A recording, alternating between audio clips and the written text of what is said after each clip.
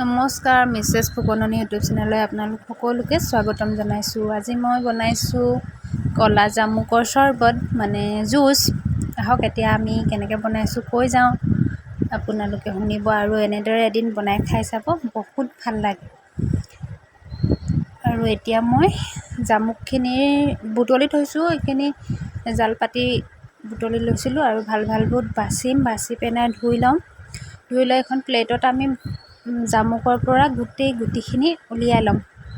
গুটিখিনি এনেদৰে হাতেৰে বাচি উলিয়াম।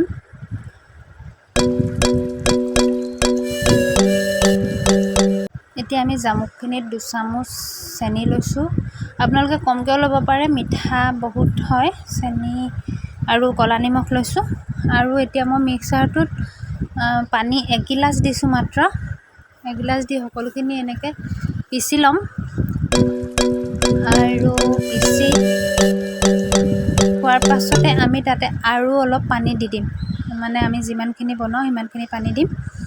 আৰু হৈ গ'ল এতিয়া মোৰ ৰেডি। এনেদৰে বনাই খাই চাব, বহুত ভাল লাগে।